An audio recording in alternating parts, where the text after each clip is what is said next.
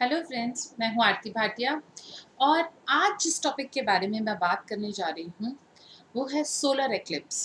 एक ऐसी भूगोलिक घटना, एक ऐसी ज्योतिषीय घटना भी कहा जा सकता है इसे, कि जिसमें आपको बहुत सारा इम्पैक्ट, बहुत सारी ट्रांसफॉर्मेशन, बहुत सारा चेंज देखने को मिलता है। ये चेंज प्लानिटरी चेंज है। ये चेंज आपकी, हमारी, हम सबकी लाइफ के लिए बहुत ज़रूरी भी है, बहुत इम्पैक्टफुल भी है। और इस चेंज से क्या क्या हो सकता है, क्या क्या हम एक्सपेक्ट कर सकते हैं, ऐसी चीज़ को जो कि एक एक ऐसी एक डेफिनेट एक क्योंकि सभी वाइब्रेशंस कर रहे हैं प्लैनेट, और सभी मूवमेंट कर रहे हैं, सभी की ऑसिलेशंस भी हो रही हैं, सभी की वाइब्रेशंस भी हो रही हैं। तो जो ये प्लैनेट्स की मूवमेंट है, इसकी वजह से ये एक ज़रूरी और एक ये डेफिनेट चीज़ है जो होने जा रही है। इस को एनालाइज करने के लिए आप मेरे साथ बने रहिए, और आपकी राशि पर आपके लिए इसका क्या इम्पैक्ट है ये देखने के लिए भी मेरे साथ बने रहिएगा।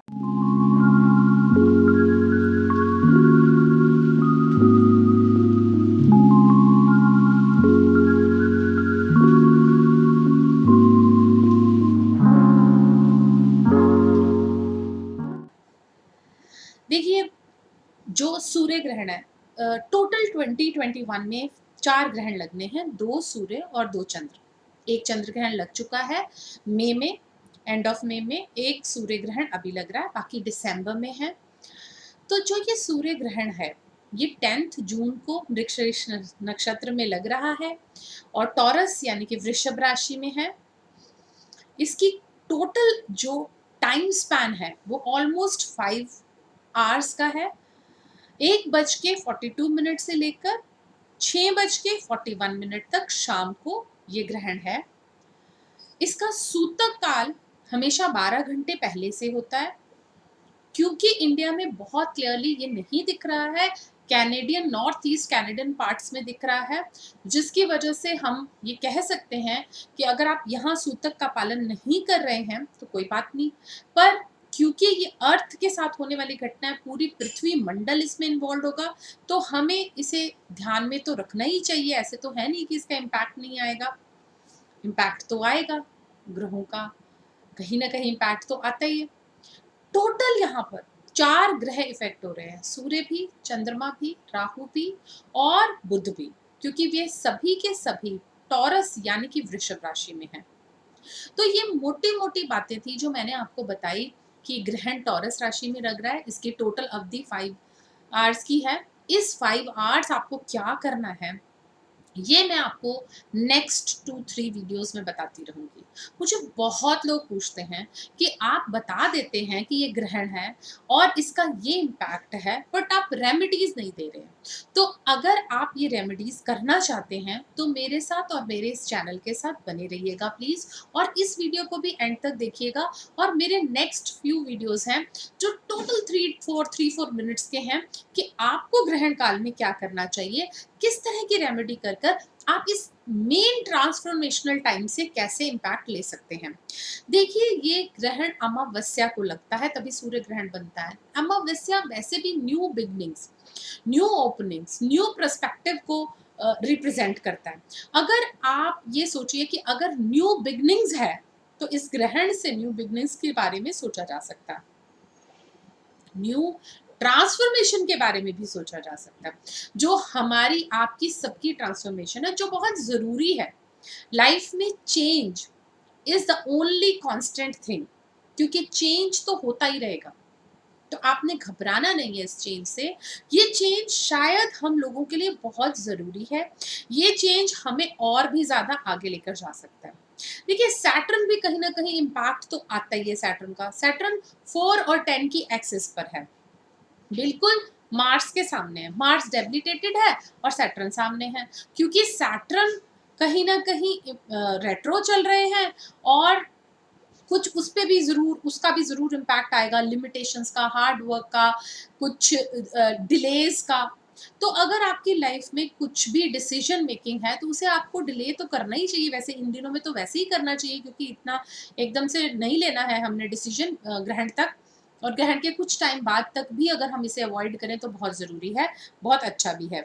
अब जैसा कि मैं बता रही थी कि कुछ थॉट्स में लिमिटेशन हमें नहीं करनी है। हम देखिए सोचते हैं तो बड़े लिमिटेशंस के साथ सोचते हैं कि अच्छा ये तो हमारे लिए बुरा ही होगा, ये चीज़ या चेंज जो है वो हमारे लिए बुरा होगा। हमने ऐसे नहीं सोचना कि ये चेंज जो है हमारे लिए बुरा है, ये चेंज न्यू पर्सपेक्टिव का है, ये चेंज ट्रांसफॉर्मेशन का है, ये हम में बदलाव का है। कुछ ऐसे सिचुएशन सर्कमस्टांसेस आए जिसकी वजह से हम जो अपने में बदलाव नहीं कर पा रहे हैं वो बदलाव करें, जो कि हमारी ग्रोथ के लिए, हमारे सोल पर्पस के लिए बहुत ज़रूरी भी हो सकता है। इसी तरह मैं ये कहूँगी कि सैटर्न क्योंकि कहीं न कहीं इलनेस भी ज़रूर दे सकता है इन दिनों में, तो थोड़ा-सा केयरफुल हमें हेल्थ के लिए भी होना है। हेल्थ के लिए केयरफुल होना बहुत ज़रूरी है। हाँ, पॉलिटिकल अपहीवल भी इन दिनों में देखा जा सकता है। कुछ चेंजेज़ आएँ, कुछ इस तरह के कोई जैसे वाद-विवाद हो या कोई किसी पे इल्ज़ाम लग जाए, क्योंकि सन भी इन्वॉल्व्ड है और सन पिता भी है। तो फैमिली में फादर की हेल्थ को भी आपको केयरफुल रहना है। और सन के ऊपर ग्रहण है तो कहीं न कहीं आपकी जो बेसिक आपका जो नाम है, फ़ेम है, उस पर भी थोड़ा-सा कुछ इम्पैक्ट आ सकता है, तो ये आपको थोड़ा-सा ध्यान रखना ही है। फिर भी मैं एक-एक राशि के बारे में ज़रूर बताऊँगी। साथ ही साथ मैं आपको जैसे कि बता रही हूँ कि हर राशि के बताने के बाद भी मैं आपको कुछ ऐसे ट्रांसफ़ॉर्मेशन के कुछ इस तरह की रेमेडीज़ बार देना चाहती हूँ, 4-5 वीडियोज़ मैं दूँगी। आप उन वीडियोज़ को ज़रूर देखिएगा फ्रेंड्स, क्योंकि वो रेमेडीज़ ऐसी हैं कि ये ग्रहण के ड्यूरिंग क्या करना है आपको। बहुत लोग हैं, दान करते हैं, अन्न का दान करते हैं, चप्पलों का दान करते हैं, चीज़ों का दान करते हैं, खाने-पीने की चीज़ों का दान करते हैं, हाथ लगा के कपड़े रखे जाते हैं जो बाद में दिए जाते हैं नहा के। तो आपको ऐसा क्या करना है कि इस ग्रहण का इम्पैक्ट अगर आपकी राशि पर नेगेटिव भी हो सकता है, तो भी वो पॉज़िटिव रिज़ल्ट्स दे। क्योंकि कुछ ऐसे मंत्र, कुछ ऐसी क्रियाएँ, कुछ ऐसे छोटे-छोटे उपाय हैं जो कि तर्क के पार हैं, जो कि हमेशा से इम्पैक्टफुल देखे गए हैं। और ये तो माना ही जाता है कि ये जो टाइम है, ये इस तरह के पावर की एनर्जीज़ को लेकर रखता है, इस तरह की वाइब्रेशंस और फ्रीक्वेंसीज़, इस तरह के आयन्स एटमॉस्फेयर में होते हैं कि आप अगर उसे थोड़ा-सा भी अगर आप जाप करते हैं, हनुमान चालीसा का पाठ करते हैं या एक पर्टिकुलर मंत्र का पाठ करते हैं, तो उससे आपको कितना इम्पैक्ट आएगा आप सोच ही नहीं सकते हो। तो कुछ चीज़ें मैंने अलाइन की हैं, जैसे दरिद्रता का नाश, जैसे अपनी बीमारी से आराम, जैसे कोई भी अगर आपको परेशानी है स्पेशली पढ़ाई से रिलेटेड, तो अगर आपके बच्चे आपकी बात नहीं सुनते हैं तो, अगर आपके पति आपकी बात नहीं सुनते हैं तो, अगर घर में कलह का एटमॉस्फेयर रहता है तो, इस तरह के 5-6 चीज़ें हैं फ्रेंड्स जो मैं आपको आने वाले वीडियोज़ में क्विकली से बताऊँगी, जो आपने ग्रहण के ड्यूरिंग ऐसी रेमेडीज़ करनी है, छोटे-छोटे उपाय घर में बैठकर करने हैं जिससे आपको रिलीफ मिलेगा। अच्छा, अब हम बात करते हैं सारे ऑल साइन्स की, ऑल असेंडेंट्स की। शुरू करते हैं हम एरीज़ के साथ। फ्रेंड्स, एरीज़ जो है यानी कि मेष राशि वाले, इनके लिए ये जो ग्रहण है उनके सेकंड हाउस में लग रहा है, वृषभ में। अब सेकंड हाउस में ये ग्रहण का लगने का मतलब है वाणी पर आपको कंट्रोल रखना है। अपनी बात को बहुत ढंग से बोलना है, पहले ही मिसगाइड हो सकते हैं। और मिसगाइडेड लोग जो हैं वो जो अगर आप मिस इंटरप्रेट हो रहे हैं तो वो बहुत ज़्यादा प्रॉब्लम होगी। मिसगाइड तो राहु करता ही है, पर आप मिस इंटरप्रेट भी होंगे। आप नहीं भी कुछ कह रहे गलत तो भी गलत बन सकता है। अपने एंगर पर आपको कंट्रोल रखना है, गुस्से पर, क्रोध पर आपको बहुत ज़्यादा कंट्रोल रखना है। कोई लिटिगेशन तक आप जा सकते हैं अगर आप ये नहीं करेंगे तो, और वो मेंटली बहुत ज़्यादा टॉर्चर देगा। साथ ही साथ अगर आप ऐसा नहीं करते हैं तो आप बिल्कुल सामने से भी उसका इम्पैक्ट आएगा, यानी कि आपके 8th हाउस जो कि आपके ससुराल का हाउस है, तो उस पर भी आपको ध्यान देना है। बोलना और बात को बहुत ज़्यादा कंट्रोल करके बोलेंगे तो आपके लिए बेटर है। चलिए बात करते हैं हम टॉरस की। अब आपके लिए तो वृषभ राशि वालों के लिए तो ये बहुत ही केयरफुल होने की बात है, क्योंकि वृषभ राशि में ये ग्रहण केंद्र में उनके ही राशि पर लग रहा है। अब उनकी राशि पर लगने का मतलब है कि कितना थोड़ा कष्ट तो आता ही है। तो इसमें आपको दान पुण्य करना है, अपने हेल्थ का बहुत ध्यान रखना है। कुछ भी चीज़ों का अगर आप दान करेंगे, अपने उतारा करेंगे, जैसे कनक लेकर अपने भार के बराबर आप दे सकते हैं, तो अपनी एनर्जी में अगर आप कमी महसूस करते हैं, तो आपको विष्णु सहस्त्र नाम का जाप ज़रूर करना चाहिए। आपके लिए विष्णु सहस्त्र नाम का जाप बहुत ज़्यादा इम्पैक्ट रखेगा। बहुत ज़्यादा खर्चे की चीज़ अगर आप कर रहे हैं या करना चाहते हैं, तो थोड़ा-सा सोच कर आप करिएगा। अभी कोई इन्वेस्टमेंट नहीं करनी है नेक्स्ट 15-20 डेज़ एटलीस्ट। चलिए अब बात करते हैं जेमिनी की। जेमिनी यानी कि मिथुन राशि वालों के लिए इनको खर्चे के ऊपर बहुत ध्यान रखना है। अननेसेसरी खर्चा हो सकता है। अगर बाहर के लिए कोई फाइल लगाई है तो कोई भी आपसे बहुत ज़्यादा पैसे ले सकता है। अगर बाहर के लिए कोई भी ऐसे उपाय कर रहे हैं तो वहाँ पर भी आपकी ज़रूरत से ज़्यादा खर्चा हो सकता है। डिले तो होगा ही होगा, पर उसके साथ खर्चा भी है। तो लिटिगेशन में भी जा सकते हैं। हेल्थ की किसी चीज़ पर भी आपका खर्चा हो सकता है, किसी इश्यू पर। तो आपको, क्योंकि आप बुध की प्रधान राशि हैं और बुध राहु के साथ ही है, तो आपको ओम बुद्धाय नमः सिर्फ इतना सा भी आप जाप कर लेंगे या बुम बुद्धाय नमः करके करेंगे तो भी आपको बहुत रिलीफ मिलेगा। अच्छा, आपके लिए गणेश जी को याद करना बहुत अच्छा रहेगा। आप गणेश जी के आगे भी 5 सुपारियां अगर आप रखेंगे तो उनको बहुत अच्छा लगेगा। साथ में आप भी उन सुपारियों को बाद में जो है बहते पानी में या फिर पीपल के पास आप रख सकते हैं, या मंदिर में गणेश जी के चरणों में आप रख कर आ सकते हैं अगले दिन। तो ये आपके लिए बहुत ही ज़्यादा इफ़ेक्टिव रहेगा, इस बात का आप ध्यान रखिएगा। मैंने जो आपको टॉपिक्स बताए हैं, उन टॉपिक्स पर मैं बात ज़रूर करूँगी फ्रेंड्स, और आप बहुत ज़्यादा मैंने बना लिए वो पाँचों के पाँचों, आप बहुत ध्यान से आप उनको देखते रहिएगा और उनको कीजिएगा। उनको करते ही आपको समझ में आएगा कि आप नेक्स्ट ग्रहण तक मुझसे खुद पूछ रहे होंगे कि हमें क्या करना है। क्योंकि ये बहुत यौगिक टाइम है, बहुत ही ज़्यादा ट्रांसफॉर्मेशनल टाइम है। इस एनर्जी को यूटिलाइज कीजिए अपने लिए, अपने घर वालों के लिए। कैंसेरियन यानी कि कर्क राशि, आपके लिए पैसों को लेकर ये ग्रहण बहुत ही अच्छी जगह पर है, क्योंकि 11वें घर में है। फ्रेंड्स की तरफ भी है। हाँ, ऐसे जरूर हो सकता है कि कुछ आपकी पेमेंट आ रही हो तो उसमें डिले हो जाए, थोड़ा सा रुक जाए, बट ऐसा कुछ भी नहीं है कि आपके पास आपको लगे कि पैसे आने ही नहीं है। अगर आपको ये लग भी रहा है, क्योंकि मून भी वहां पर इन्वॉल्व है, तो अगर आपको ये लग भी रहा है तो आप ये सोचिए कि आपके पास पैसे तो आएंगे ही आएंगे। गेन्स तो होने ही होने हैं, उसको तो कोई रोक नहीं सकता। हाँ, अगर आप व्हाइट चीज का दान करेंगे, यानी कि दूध, दही, राइस, अगर इन चीजों का आप दान करते हैं तो ये आपके लिए बहुत ही बेटर रहेगा।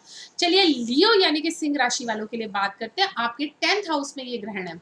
अगर 10th हाउस में है तो आप ये सोचिए कि जो भी ट्रांसफॉर्मेशन है आपकी जॉब से रिलेटेड है। बॉस के साथ अगर खटपटा है तो भी आप आराम से इसको लीजिए, क्योंकि इसमें अब कहीं ना कहीं ट्रांसफॉर्मेशन आनी है। अगर आपकी ट्रांसफर हो जाती है इमीडिएटली तो ये आपके लिए ब्लेसिंग इन डिस्गाइज है। इनिशियली आपको लग सकता है कि ये ट्रांसफर मेरे लिए बेटर नहीं है, बट ये ट्रांसफर आपके लिए बहुत बेटर निकल कर आएगी। और हो सकता है कि आपको थोड़ी दूर घर से जाना पड़े, जो लेकिन आपके लिए बहुत अच्छा भी रहेगा। इसके साथ साथ जो आपकी प्रतिष्ठा कम हो रही है या कम होती लग रही है काम में, तो थोड़े दिन अगर आप चुप रहेंगे, अपने गुस्से पर कंट्रोल रखेंगे, तो वो प्रतिष्ठा जो है वो बहुत अच्छे से दोबारा से आप रीगेन कर सकते हैं।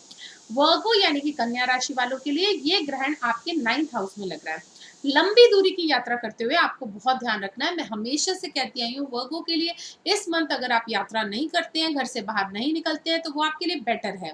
आप लंबी दूरी की यात्रा मत कीजिए। घर से बाहर निकलना जितना अवॉइड कर सकते हैं उतना कीजिए। घर में भी अपने हेल्थ का पूरा ध्यान रखिए। बहुत ज़्यादा कॉशियस होकर फ्रेंड्स और अपने नोन टू लोगों को ही मिलिए। ज़्यादा लोगों से मिलना भी आपके लिए बेटर नहीं है, क्योंकि बहुत तरह की एनर्जी देखिए फ्रेंड्स आपको मिलेंगी। तो इतनी तरह की एनर्जीज मिलेंगी तो आपको फिर ऐसे लगेगा, ऑड सी सिचुएशन लगेगी आपके लिए। तो उसके लिए आपको ध्यान रखना है। वैसे बहुत केयरफुल होने की बात नहीं है। साथ के साथ क्योंकि ये भी बुध की राशि है, तो वही उपाय हम कर सकते हैं। जैसे आप बाजरे का दान कर सकते हैं, या जौ अपने भार के बराबर आप लेकर रख सकते हैं और नेक्स्ट डे आप उसे बहा सकते हैं पानी में। ये ग्रहण थर्सडे को लग रहा है फ्रेंड्स।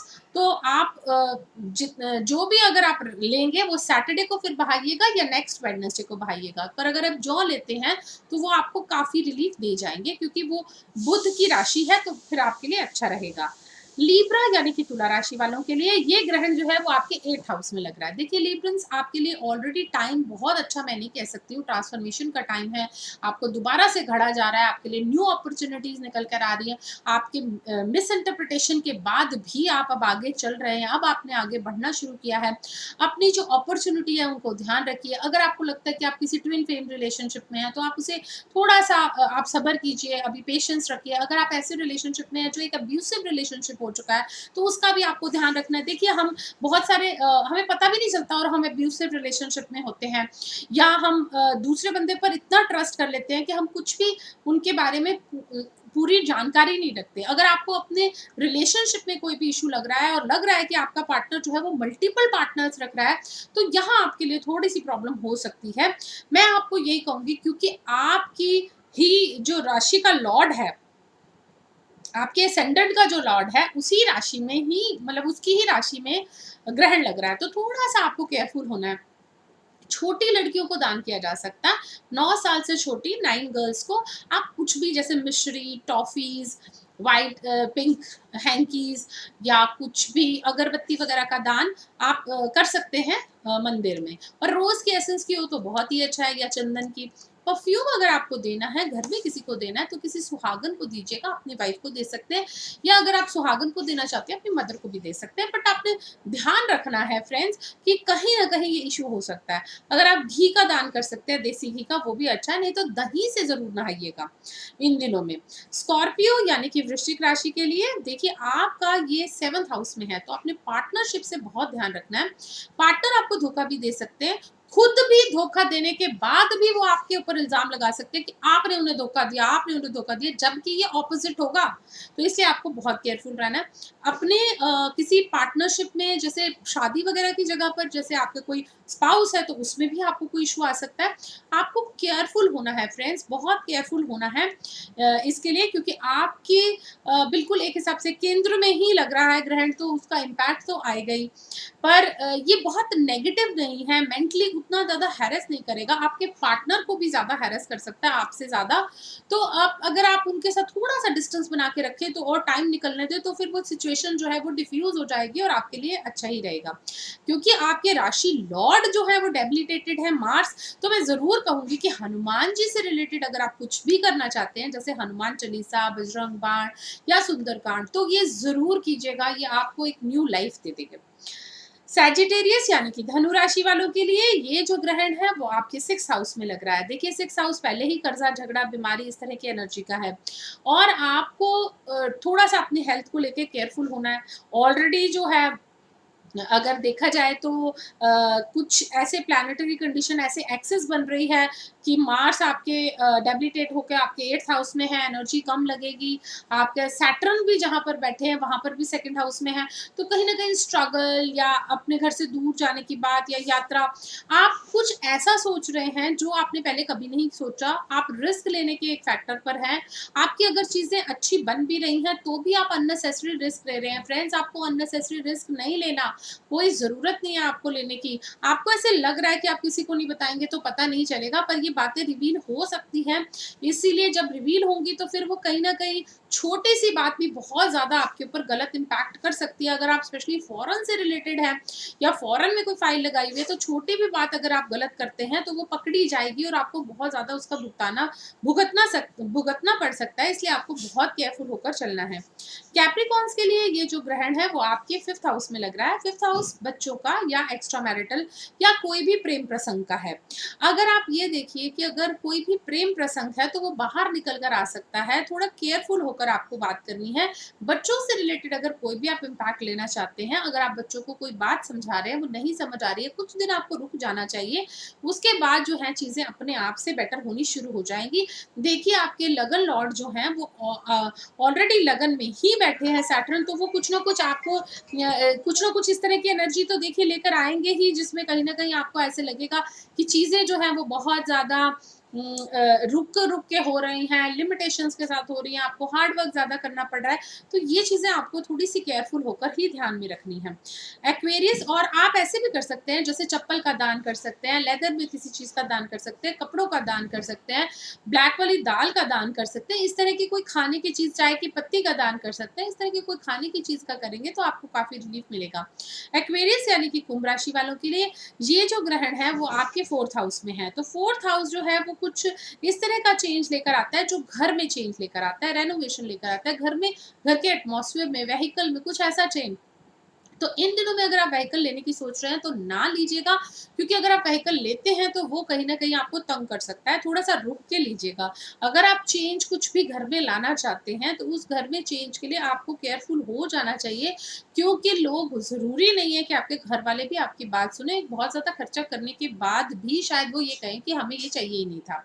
हालाँकि एक्वेरियंस के लिए ये जो ग्रहण है ये बहुत ही अच्छा प्रूव होगा, क्योंकि बिल्कुल केंद्र में है तो सामने से जो है बहुत काम को देख रहे हैं, तो कुछ ऐसे चेंजेस तो आएँगे जो ब्लेसिंग इन डिस्गाइज़ होंगे, बेटर होंगे, ट्रांसफॉर्मेशन होगी और कुछ फेस वैल्यू पर भी चेंज होंगे। लेकिन बहुत केयरफुल होकर करिएगा, क्योंकि घर में जो चेंज आप लाना चाहते हैं वो चेंज शायद वो ना हो।